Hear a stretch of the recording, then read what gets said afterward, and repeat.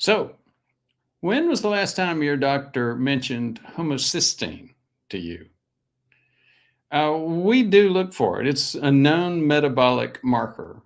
In fact, homocysteine takes you down a long metabolic path that has to do with things like methylation. That probably rings a bell for a lot of you. But it also has to do with things like oxidation, inflammation, um, and even things like N-acetylcysteine, NAC, or Glynac. For those of you who are listening who have heard any of those things and you're starting to think, well, yeah, I've heard of that. One of the things we're going to do today is try to connect all of those dots for you. And again, what we're talking about is some metabolic information that's very important. It is very much associated with inflammation, oxidation, the things that cause early death, heart attack, stroke, uh, blindness, kidney disease, erectile dysfunction. So these are very important things, but again, they're not the sort of thing that your doctor usually mentions to you. When somebody comes in to see a doctor, usually the doctor looks at, quote, bad cholesterol, LDL, and tries to give you a statin. Our metabolism is so much more deep, intricate. It can be confusing, but again, if you start looking at some of these hidden things, like the ones we're going to be talking about today, homocysteine, it doesn't take that much to learn what's going on and to start developing a whole new way of managing your metabolism. And if you manage your metabolism, you're managing your health. Again, another thing that we get too much of in medicine today is treating the disease after the damage is done. There's an old Chinese proverb that, and I'm going to butcher this, but it goes something like, a good doctor deals with symptoms or deals with injuries. A better doctor begins to deal with symptoms to prevent the injury. But the best doctor prevents injury and symptoms altogether. And that's where we're trying to lead folks. We're trying to say, okay, recognize this is true prevention. Recognize problems that happen with your metabolism and begin to correct those long before you have any symptoms, long before you have any damage to your tissues. And that's the way to get beyond this current norm where you hit your 60s and you know what? You could just die from a heart attack. You could be one of those 50% of people who discover that they have a problem leading to heart disease by sudden death. And that's just not the way to go. That's not what we want. That's not necessary. So Jesus wants to come on, but not yet, Jesus. I just wanted to mention a couple of other things. When we measure, I'm just going to go through briefly what we talk about with patients when we do see a high homocysteine and what it has to do with methylation. So when you have a homocysteine over 10, there's a very good likelihood that you're what we call a poor methylator. Those of you who've spent a lot of time on YouTube have heard that term. So it gets a little, we have to go just a little bit down a couple of bunny holes. One bunny hole will take us to your local car garage where he's talking about rust, oxidation. Rust is oxidation where you're combining metals, usually iron-related metals, with oxygen. Another place where you see oxidation is, with Boy Scouts, and they call that fire. In your high school or college chemistry class, they call it oxidation. And in our body, yes, it's oxidation, but you can think inflammation. You hear inflammation, think oxidation. Impure, incorrect, inadequate burning of fuels in most cases, or which can happen, obviously, the most common cause of it is prediabetes and diabetes. Your immune system, when it begins to attack something, creates some inadequate or inappropriate burning of fuel as well. So Inflammation is very, very much associated with oxidation. Now, go back to high school chemistry class. How do you fix that? Well, you just add hydrogen. And again, you get down to the molecule level, and 2 hydrogen plus that oxygen makes what? Water, H2O. So it becomes inert.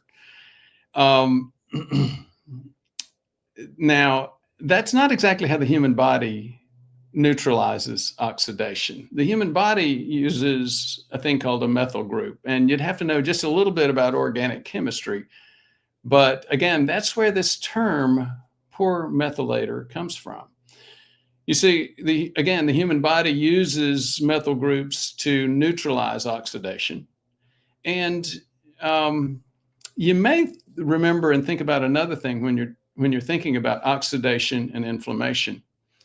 You remember the vast majority of times that you hear about taking vitamins or taking supplements, it's for what?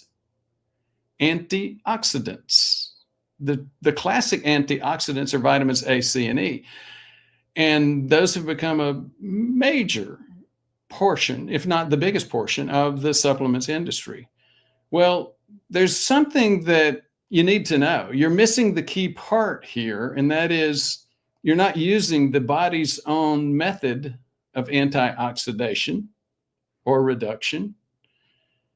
You're just using the vitamin itself. Whereas if you help the body with methyl groups, resupply those methyl groups, then that's how you're doing this physiologically, naturally, letting the body use its own methods for dealing with oxidation. Without me going much further down that bunny hole, Jesus, I guess I will have to let you come on board. Oh, that's too bad that you have to do that.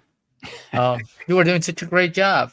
And then I'm going to start spamming the broadcast. Let's talk about homocysteine. But first, I do need to share this real quick. Let me see if I can get the right screen. Perfect.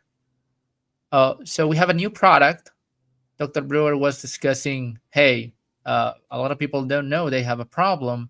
So you might as well find out. We have a product that will allow you to evaluate your own metabolic health risk at home. We'll talk about that later on the show. So, Dr. Brewer, can you just confirm? So, what's homocysteine? What are we talking about here? Well, before I do have to make one more plug. And again, we'll talk about it a little bit later. And if you'd like to hear more about it, please let us know in the comments.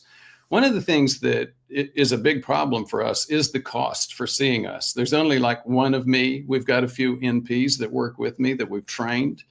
But again, it's pretty cost prohibitive for a lot of folks. And one of the things we're wanting to do is figure out, we've been spending a lot of time figuring out how we can expand access for folks. This metabolic evaluation is a key component of that. And I'll just tell you this too. We're also even doing a digital AI twin. And there are places where, so I've been training that over the past few weeks, and there are places where that digital twin knows more than I do and can answer. Obviously, you know my verbal skills aren't the greatest. It can answer quicker and better. It's not ready for prime time yet, though, so we're working on that as well. So if you have more questions about that, let us know. So homocysteine is it's a biomarker. It's something that we look for, and it's a lab test. Jesus, I'm probably not going where you're wanting to go. Where are you wanting to go in terms of what it is? Just say it's an amino acid. Okay. Yeah, it's an amino acid. And you can tell that by looking at an amino acid has a carbon's background. And that's what these two things mean. I don't know if you can see my cursor, my arrow, but then when you have that NH3, that is an amine, what we call an amine. The fact that you've got an O2 over here indicates that it's an acid. So it's an amino acid with a sulfhydryl group. That's a sulfur and a hydrogen. So that's our lesson for organics today, unless you're wanting to go deeper. No, that's fantastic. How's that for a chemistry class? So amino acids build proteins, so they do that. But also homocysteine is a special amino acid because it has been linked to multiple problems, specifically heart disease. Similar to other biomarkers, it is not clear if high homocysteine is actually a cause of cardiovascular disease. It seems to be more like an indicator of something going wrong. So in this study that I'm showing right here, it was seen they identified that people who had high homocysteine had 66 to 68% increased cardiovascular mortality risk and 93% increased all-cause mortality. So, what do you think high homocysteine is connected to such a big number in regards to death? So that's a great point. I'm gonna I'm gonna plop. We're not ready to get into Q&A yet, but Robert Pinsky's bringing up one of those points as well. I've always had homocysteine. I take a methylated B complex in TMG. We'll describe that a little bit later, and a couple of other things that you can take too. That's actually the core quote secret here that we'll be talking about. We usually talk about methylated B complex and TMG. We'll describe what that is later in the show, but we'll also talk about some new stuff that Jesus has found. Now, why is it increased cardiovascular mortality? So a lot of people would say, look, the vast majority, and it's true, when you begin to think metabolism and organic chemistry, and you think epidemiology, you think population wide, you go back to the comment that I made that when you hear the term inflammation in the human body, think oxidation. Here's the problem. We all know that undiagnosed prediabetes, diabetes, and if you're new to the channel, just a real quick couple of numbers. But in the last NHANES, National Health and Nutrition Examination Survey, it's part of the U.S. Census, we found that 18 and older, over half of us had measurable disease, pre-diabetes or full diabetes. That's at age 18. And it gets worse each year as we get older, because this is the classic disease of aging. It ends up causing high blood pressure. It causes, as I mentioned before, high blood pressure, kidney disease, kidney failure, blindness. It causes elevation of problems with our lipids, our quote cholesterol.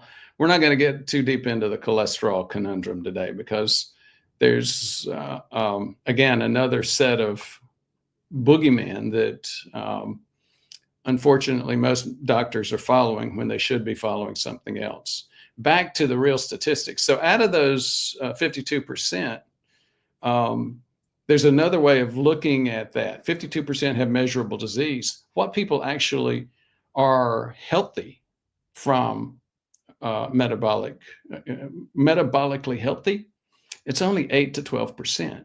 So when you begin to realize that 90% of us are not metabolically healthy, then you begin to get an understanding of what's killing us. And it manifests itself, like I said, in many, many different ways. Doctors have specialized in brains, eyes, blood pressure, hearts. Nobody really specializes in looking at the common denominator to all these diseases, and that is the metabolism. So when you have a problem like high homocysteine, that's indicating people that have high homocysteine are not cleaning up their oxidation. And there's two sides to this. One is cleaning up oxidation, which I just mentioned in the comment from Robert Pinsky. He's talking about cleaning it up using methylated B complex, using trimethylglycine. One of the key things is preventing that oxidation in the first place. And that's where lifestyle comes in. Keeping your weight down, minimizing body fat, maximizing muscle. So, Jesus, I sort of just let myself go down a whole bunch of bunny holes here. Bottom line is most of us have metabolic disease. Metabolic disease causes oxidation. Some of us, like Robert Pinsky, like me, don't have the correct genetics to clean up after that oxidation. So again, there's two parts: preventing oxidation, which is hard to do when you're, in your 60s or 70s and you have maybe even full-blown diabetes, but it's still something that we need to work on. In addition, let's work on cleaning up that oxidation when it happens.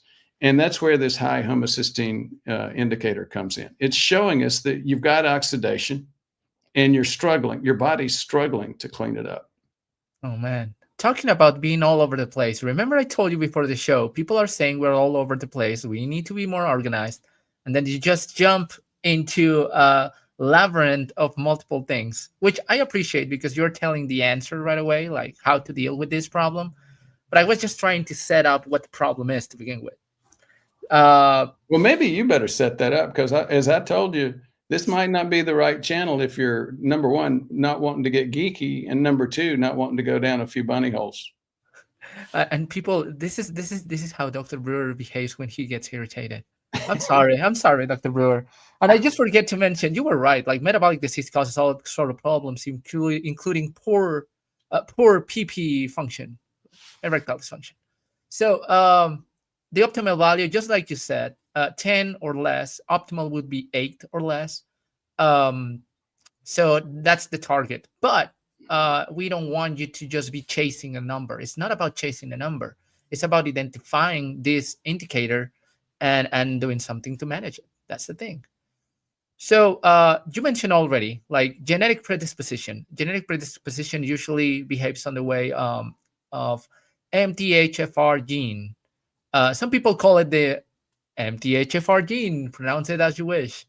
Can you pronounce the big letters? I cannot. But even if I get blessed by the heavens, I cannot pronounce that. What, methyl tetrahydrofolate reductase? Correct. So that enzyme is the one that's supposed to help get rid of homocysteine, excess homocysteine, and transform that into other byproducts that can be actually used.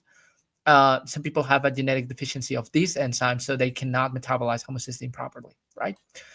And this is just back to Robert's comment. Robert even knows the specific. There are 3 that humans have some significant genetic variation in, and he's mentioning a couple of them right there: C677T, A1298C. I can't remember the name of the other one. Maybe somebody can help us with that. But those of us who have like two poor genes in those, or 2 quote disease genes in that pool, don't methylate as well. And so I used to work at a human genetics lab, so I was able to get mine done for free. But I don't recommend people run around trying to find the actual genetic testing for this, because at the end of the day, you have high homocysteine. There's a couple of things that you need to do, and I'm sure Jesus will get to that. Not really. I wasn't going to go that deep. So this is a point. This is a point for the bunny hole. Okay. Well, it gets. I mean, I've already mentioned it. One is cleaning up, and Robert's already mentioning ways to clean up. Get those methyl groups in there: methylated B complex and trimethylglycine.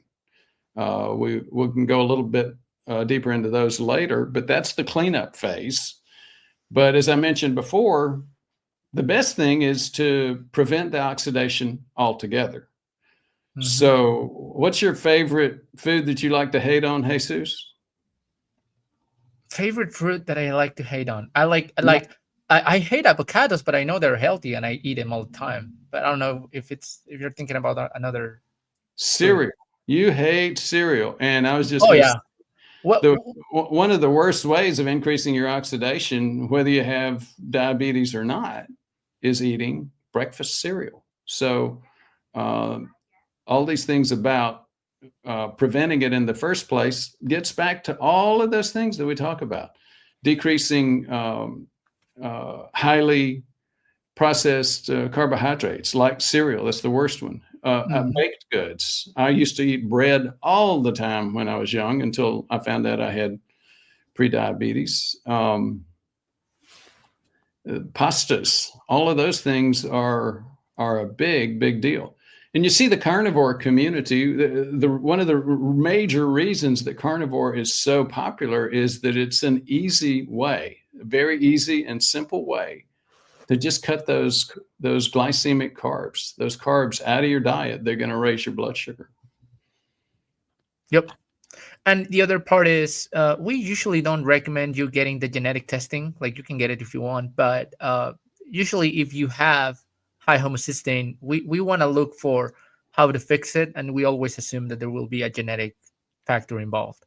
But if you want to just know the detail on which one it's affected, yes, you can go ahead and get it done. You already explained a little bit about oxidation and reduction.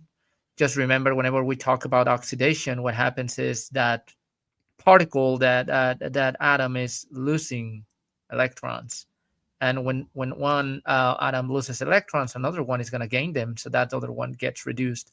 And it's just kind of the balance that has to be on biochemistry within your own metabolism. This is happening all the time, multiple places, and just some substances are more tend to be oxidized and tend to create more problems than others.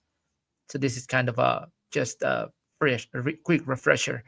And this one over here is a little bit more complex, but it comes to show how that same process works when you are involving homocysteine.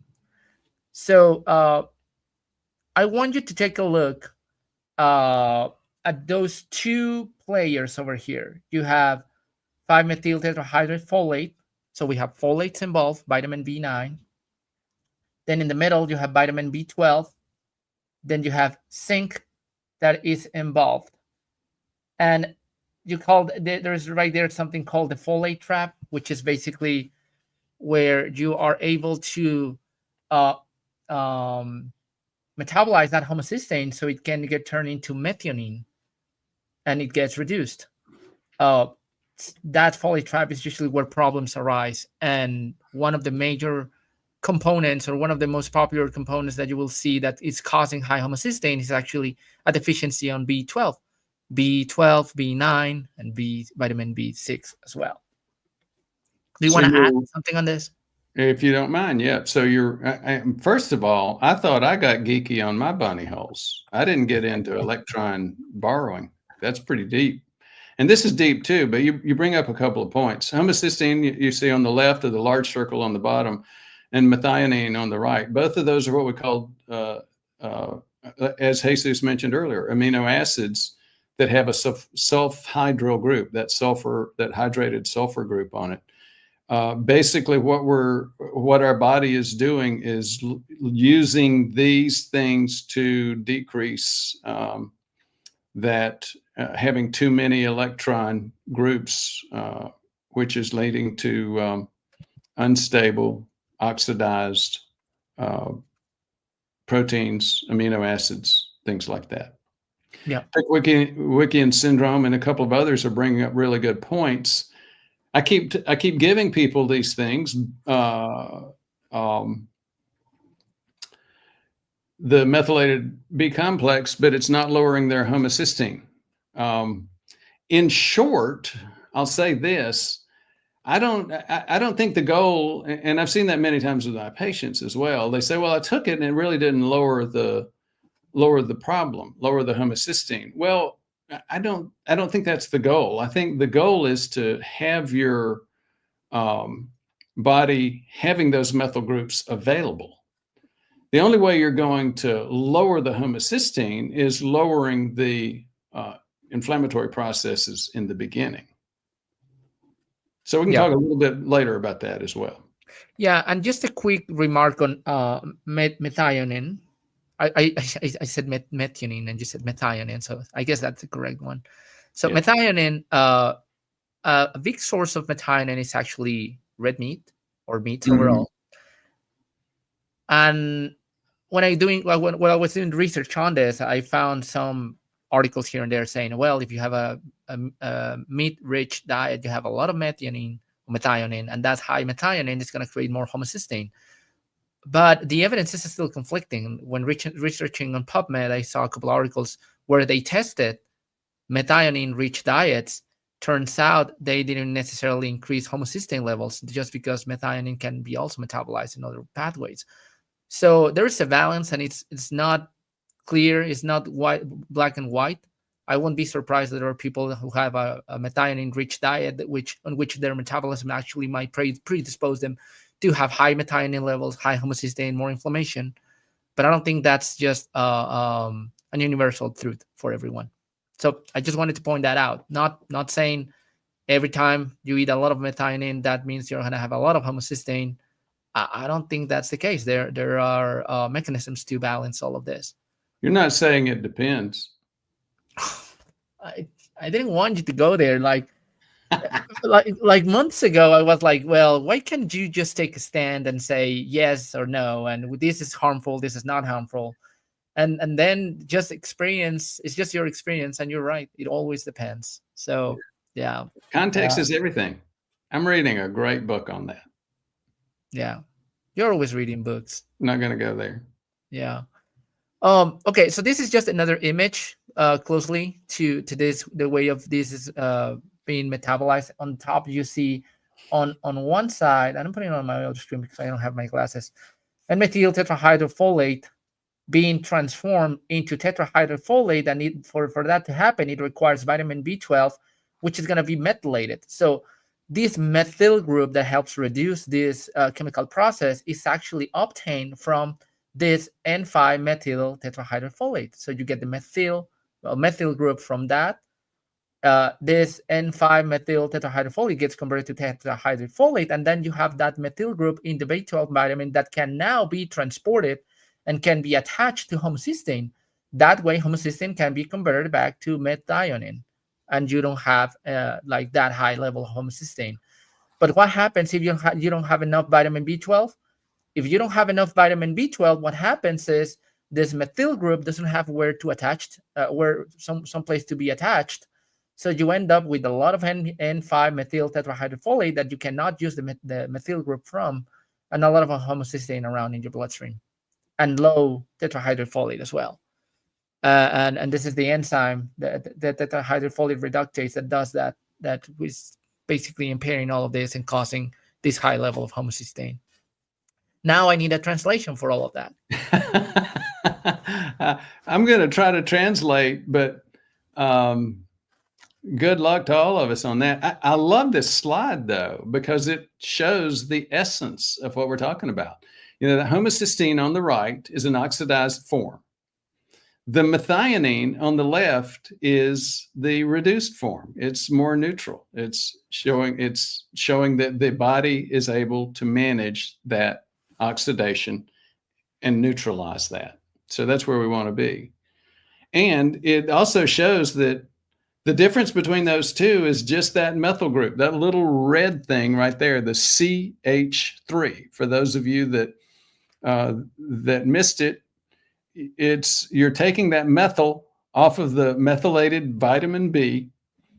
The enzyme that's creating this circular pathway is taking that methyl group off of the vitamin B12 and attaching it to the sulfur part of this homocysteine, replacing the hydrogen with a sulfur, and forming the methionine, which is where we want. It's the less oxidized, less inflammatory component. Wonderful. Now, what happens with high homocysteine? What's the fate of homocysteine? So one is what we just mentioned, the folate-dependent pathway. It turns into methionine. And there's another way that you can get rid of homocysteine, and that's by the betaine-dependent pathway, which it gets processed by the liver or gets excreted in the urine, in the kidney. And that's what Robert Pinsky mentioned a few minutes ago. TMG, trimethylglycine. That's also known as betaine. And the other part is another way that homocysteine is very much linked to heart disease is that people that have heart failure, or in which ejection fraction, the amount of blood that your heart is pumping out, is not enough to provide enough blood to your kidney. Lower blood flow to the kidney decreases kidney function.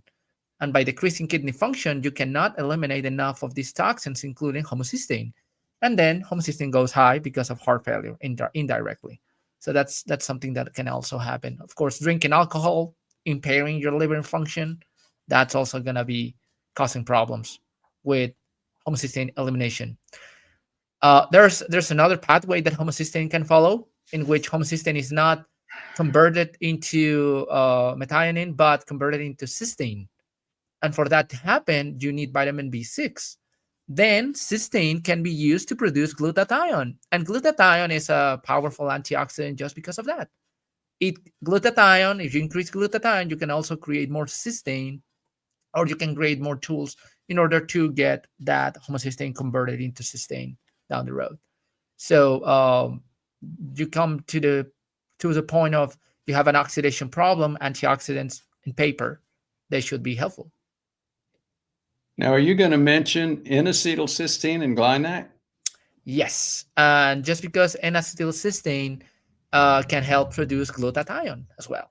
So that's the way it works. And Glynac is one of those brand names of supplements which we usually are very critical about research in supplements. Glynac, despite the Glynac doesn't have that much papers on their history, they have a couple of good papers that were done by what was that, Baylor School of Medicine, I believe, and they show that they have significant benefits on people over 60 years old, and it has to do with all these process, homocysteine being one of those factors as well.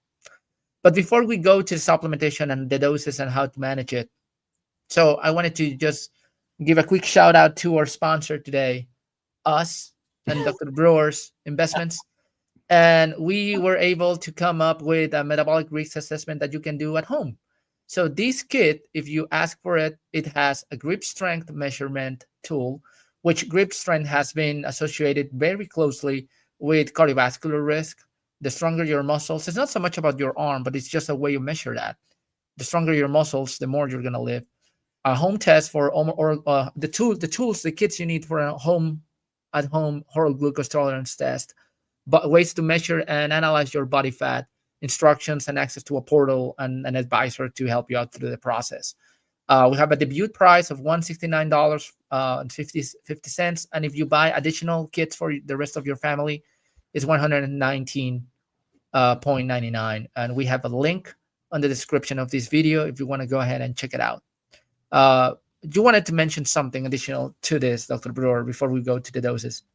Well, a couple of things. Number one, when you start looking at the hardware that's included in there, it's pushing the price tag anyway. But then it goes way over, because then you get a state-of-the-art health coach to go over all of your information. Your family history is included in it. Grips, some basic grip strength information, some body fat estimates, and again, you go pretty deep just getting started on just how much of a metabolic problem do I have, and that's exciting. So what to do about high homocysteine? We discussed supplementation, and I'm leaving the best intervention to the end. But this is just kind of how you can help your metabolism to deal with homocysteine. Since this is a methylation problem, and we acknowledge that you need methyl groups and you need vitamin B12, one of the recommendations is taking methylated B complex, just not any traditional B complex, but methylated B complex, 1 milligram a day. That's usually a good way to start. Then the other alternative is taking betaine. Research says 1 to 6 grams a day. So you can also move that homocysteine into the betaine dependent pathway. So it gets eliminated by the liver or kidneys. And you can take both if you want. And the other option is N-acetylcysteine. It can be alone or combined with glycine, like Glynac.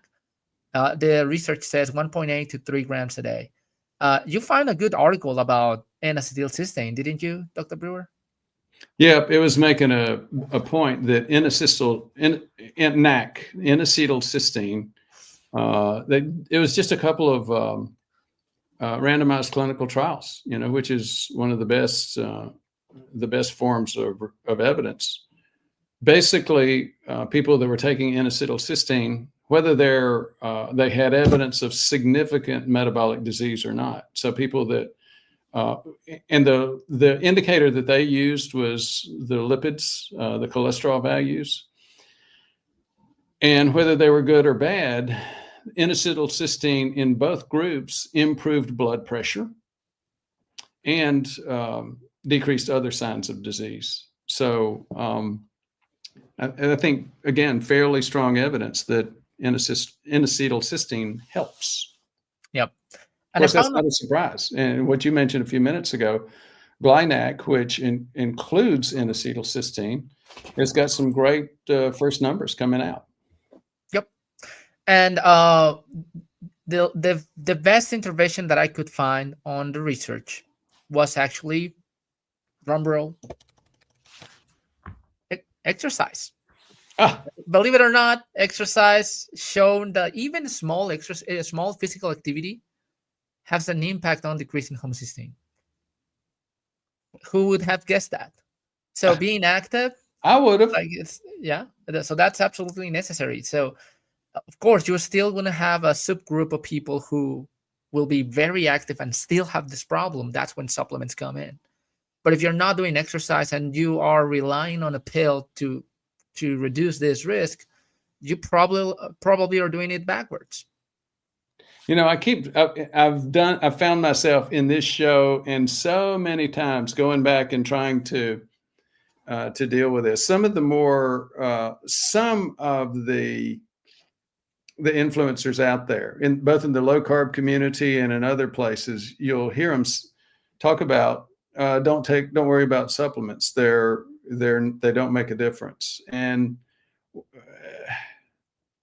you've heard me say it a gazillion times, but that's part of your job. So you gotta listen to me. But even though you don't, there's no way you can out supplement a diet problem or an exercise problem.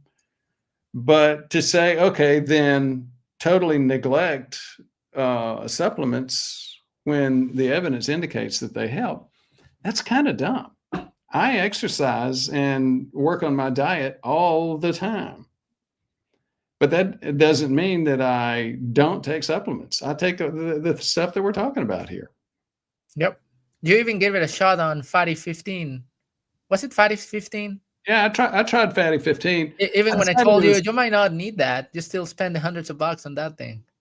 Well, no, I'm not still spending hundreds of bucks. I'm not buying Fatty 15 anymore. I'm just eating pecorino cheese and sour cream.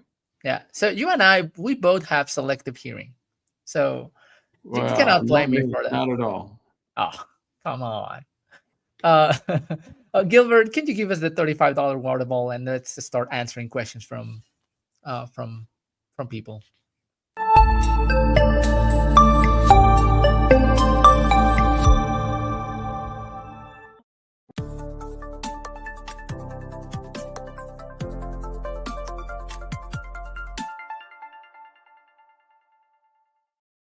Well, Jesus, I got to start off with a couple of member comments.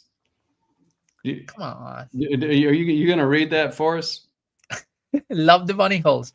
Well, people, we love you and we appreciate you watching the channel. Let me give you a stat, just a stat.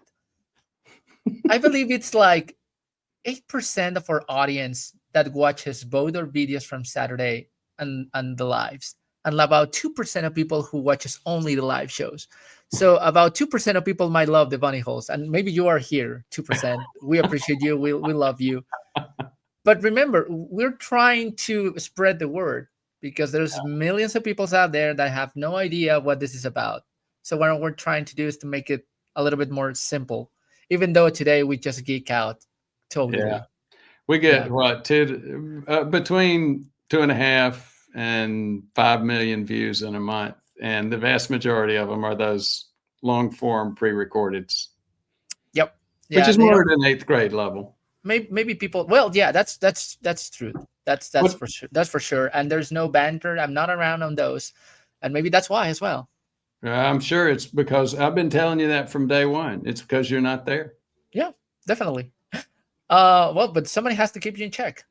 So, But you went geeky today, didn't you? well, and I loved it. Let's see members' questions first. That's another point. We would love to be able to answer every question, but we just there's just so much time. So the way we are managing that is become a channel member. So if you become a channel member, we can put a link below or just add a small banner there for where to click. It's a couple of bucks a month. That way we can just see who is a member and answer those questions first. Additionally, we have exclusive videos every Wednesday for members only. Even if Dr. Brewer is too busy seeing patients, I found a way for him to record that for you guys. By all the right. way, if I could interrupt, Sure. Gilbert, could you show the other banner that tells folks how to become patients? Because I saw somebody a little bit later on asking how to do that. Yeah. There you go. You Go can ahead. scan the QR code, visit predmedhealth.com, or call 859-721-1414. All right. So, Brad, good morning. Regarding soft plaque, what are the best test methods to determine how much soft plaque a person has? That's a great question. We have a full video about it, though, Brad, but we'll be happy to answer that question. When I start, Dr. Brewer, first. That sounds like the royal we, Jesus. Well, please, just whatever answer you give, at the end, you should say, I was right. That Jesus was right? Yeah, you know why? Yeah. Why? Well, the best test to identify soft plaque in your heart. I was right. Well, so can I spoil the beans in terms of what the video says the best test is? Yeah. The best test is also by far the most expensive. It's a CT angiogram with a AI, or clearly it's the major group in that space, and you get really good information on it. The question is, on a practical basis, I've been dragging my feet, and that's part of what Jesus is laughing about. He's in the younger crowd, and they came in wanting to use high technology. I have been using a much lower, much less expensive technology called CIMT forever. Then there's another one looking at, quote, plaque, end quote. That's the calcium score. It's easy. You can find it on any corner. Almost all of us live within 10 to 15 minutes of an X-ray department that'll get that. But Brad brought up a key point regarding soft plaque. It only shows calcium. So we see, and Brad's right. The calcium, the Honda study made it really, really clear. Calcified plaque is stable. It's about as stable as having no plaque at all. So we don't really want to know it's not so important to know where calcium is. It's important to know where soft plaque is.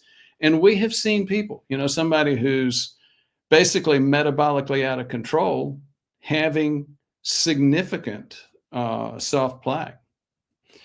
I'm going to go back and say, no.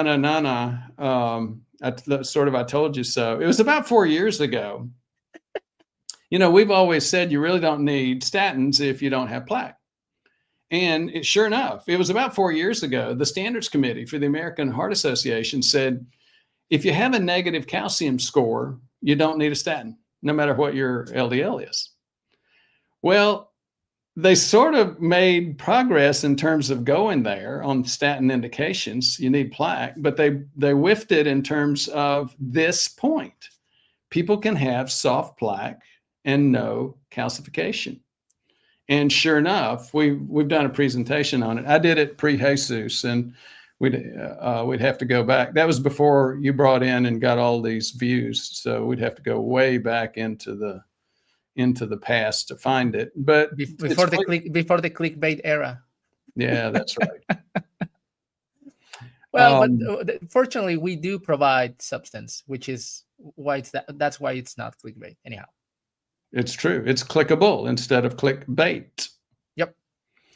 So the comparison, once you want to know soft plaque, you got CIMT, no radiation, only a couple of $100. I've seen them as low as 100 and as high as 400.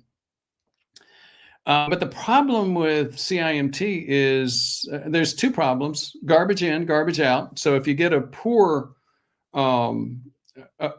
technique on the CIMT, you'll see some things in there that are not may not be exactly right in terms of the amount of plaque. But it's unfortunate that leads to groups like the standards committee saying, okay, well, we don't want to use CIMT, so nobody does it. At the end of the day, it's not really the amount of plaque that you want to look for on CIMT anyway. You want to look for calcification. And that Honda study that I mentioned a few minutes ago makes it really clear. That is not subjective. Calcification on a CIMT is very, very objective. You know, they actually used optical character recognition to show it. So it's unfortunate, but it's reality. Now, so the final option is a couple of thousand, $1,000 to $2,000 for a CT angiogram, and then a couple of $1,000s to get an AI analysis. Yep, that's for sure. And if you have younger family members, people under 20s or 30s, you might want to ask them to start testing for this. I got my first CIMT a year ago. Fortunately, after I did some important lifestyle changes, I have shared in the channel before. I was overweight. I have pre-diabetes. My CIMT cleaner, like the 20-year-old, got a calcium score a couple of weeks ago, 0.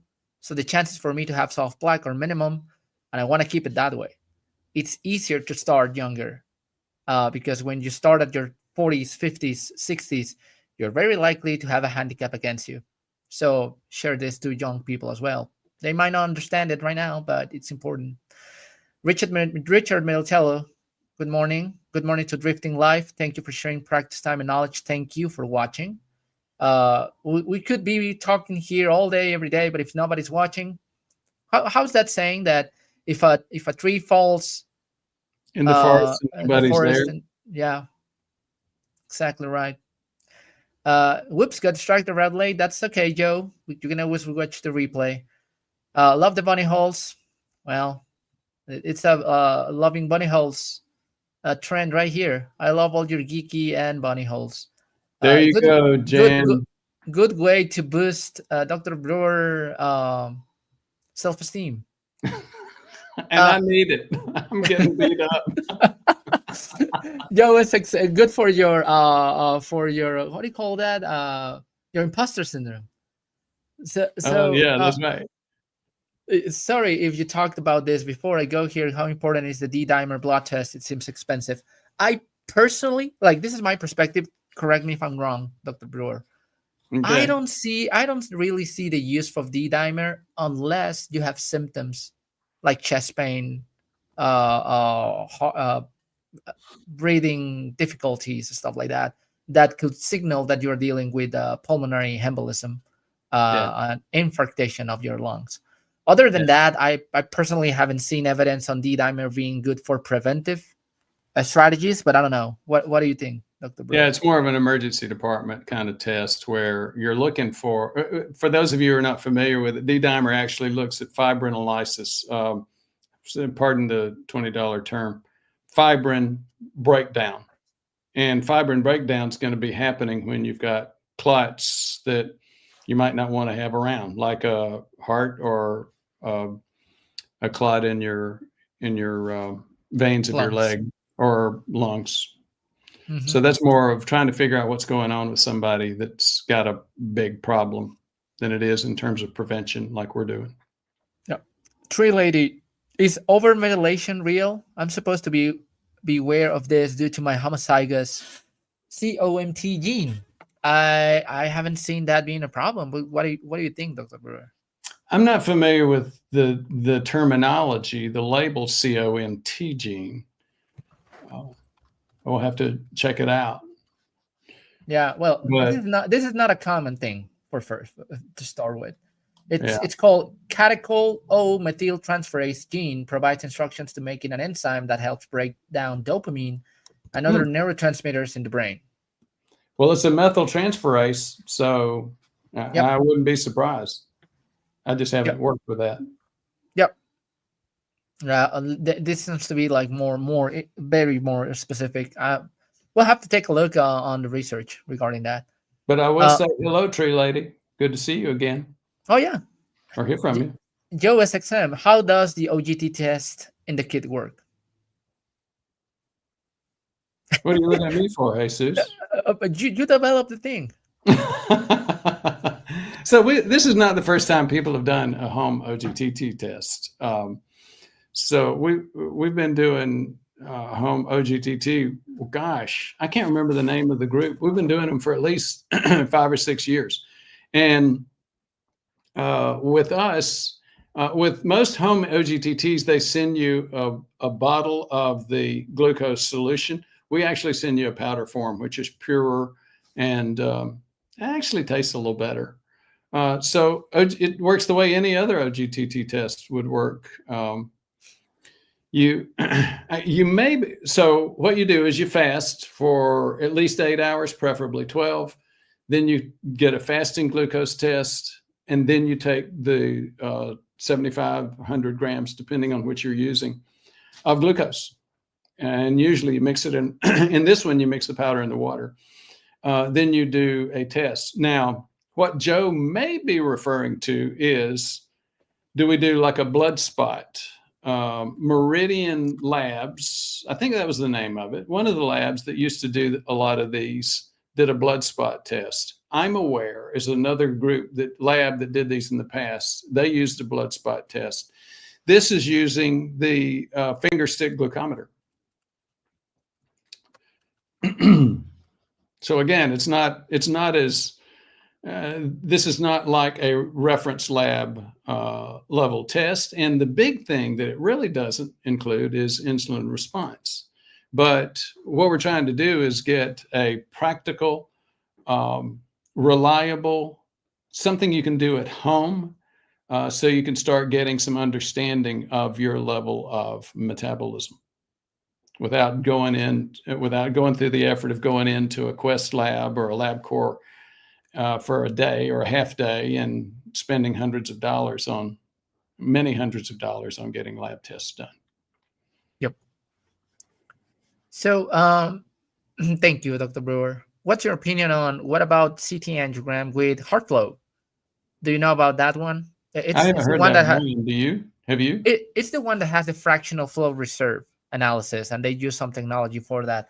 I don't remember seeing a patient doing it. We don't necessarily recommend it that much. It's better than a traditional CT angiogram, but to the top of my head, I don't remember I have seen a report, and if they assess soft plaque.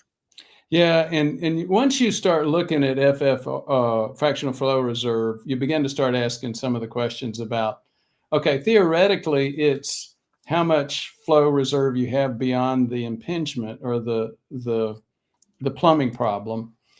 At the end of the day, fractional flow reserve is thinking about plumbing again.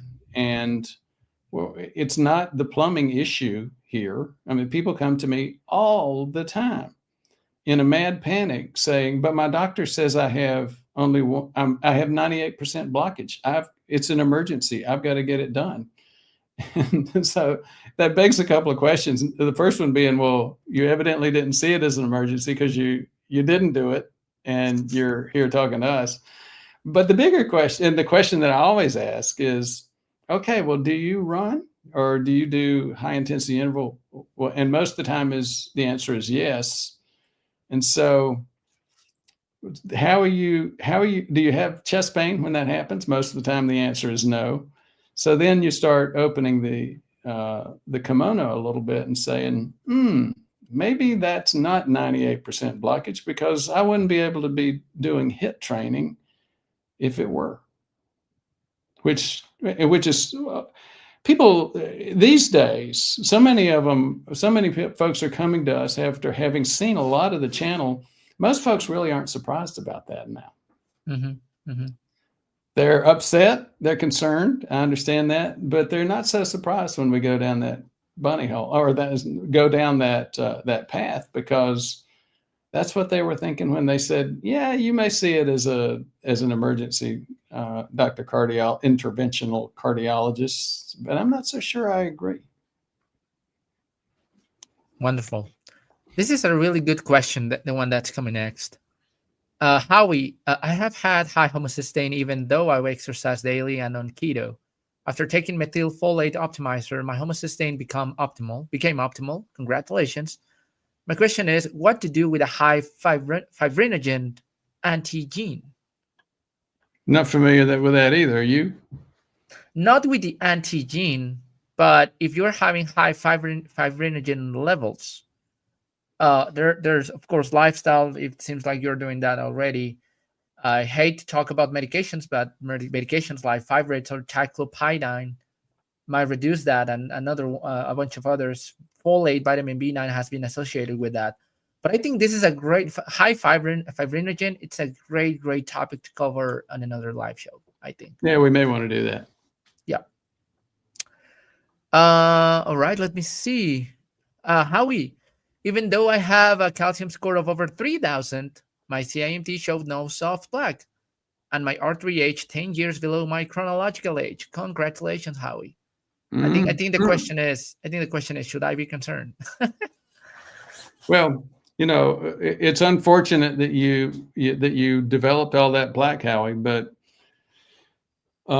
you are not the only one. We routinely, it's one of the more common reasons for coming to see us. Somebody who found out about calcium score, or went to get one and had one 1,000, 2,000, and like you, 3,000, and even a couple of them over 4,000. And yes, overall risk is higher with higher levels of calcification, somewhat. But as Jesus has pointed out many times before, quite often the folks with these higher numbers, when you actually start looking at them, are folks that had significant metabolic disease prior, and therefore a whole lot of soft plaque. But then they discovered that and they dealt with it. And so it's usually the people that don't have these really high numbers that are a little bit higher risk, because they don't know that they've got soft plaque. Yeah. And I will say also, there is still a small percentage of people, we have seen that in our practice, high calcium score, clean CIMT, and then they get the CT angiogram with clearly, turns out they have some soft plaque, but it's usually minimum. So there's that possibility as well. So there are people who will say, you know what, I don't want to know. Like, I'm doing the lifestyle changes I need to do. I'm confident on that. I won't spend more money on it. I won't go to the cat lab to get dye and all that stuff. So I'll rather just keep going.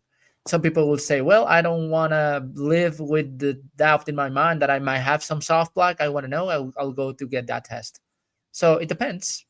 I hate to say that. Oh, It depends. there you go. Man, we're going to have to, we need to find out what timestamp that was at. you got me. Yo, SXM, let's drift away. Do you have a lance finger, like finger stick, and sent to a lab? Does it do insulin too? So the home test is with a finger stick. We try doing the glucose monitor, but the problem is the glucose monitor is not as accurate immediately. It's more for patterns, and it was gonna turn the kit very expensive. Like, the point is it's not about making profit, it's about giving you the information. So we had to use finger sticks. And does it have insulin? And the answer is nobody's got good home insulin testing. I mean, again, if you're going to get insulin, you have to start using what we call that blood spot, where you get the lab paper and you stick your finger and you drop blood on it. And again, we tried that in the past with I'm Aware. It wasn't that popular. Yes. And you don't have to take that to the lab anyway either. Howie, my heart flow CTA didn't show plaque levels, and the cardiologist reading it wanted me to go to the cath lab immediately. Not helpful, but still got good indication of narrowing of my plaque. Yeah, so we're not worried about too much about the narrowing more than the type of plaque. So if it's soft plaque, has more chances to rupture, and that's the problem. Narrowing, reduced blood flow because of stable plaque, calcified plaque that is obstructing blood flow can be a problem when you're having chest pain, angina that doesn't allow you to exercise. In those cases, some people rather try to get a stent, go to the cath lab, get a stent, which is a fairly safe procedure. And if that improves your exercise capacity, that's fine. But we don't want people just to think that just because they have a stent, they are off the hook. That's the problem. Did I summarize your teachings correctly? You know what? I'm not gonna. I hate to say it, but I didn't hear that last part. I was looking at comments. You're selective hearing. That's what I said. Jim Pritchard just became You're a right. member. Thank you so much, Jim. Did you send a question, Jim? We need to finish this. So let me see. If you didn't send a question, we can save for later. But that's all the questions we are going to be able to answer. We're hitting the 1 hour mark. Thank you so much for joining us today. This Saturday, we're dropping a video about how to diagnose metabolic disease and diabetes. That's going to be juicy. Very good video. Dr. Brewer really outdid himself on that one. And we'll be looking forward to see you next week. Any closing remarks? You're dropping it. Should we pick it up? Come on.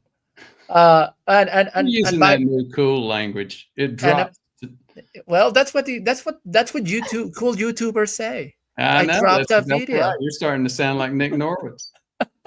Anyhow, buy the kit if you want to know your metabolic health. Link on the description and I think on the pinned comment. And Yeah, even better yet, buy the kit for somebody. Most of the folks that are listening to us are pretty good on where their metabolic health is, but it's your family members. yeah. And sorry for the shameless plug. We'll see you next week. I'm not. Okay.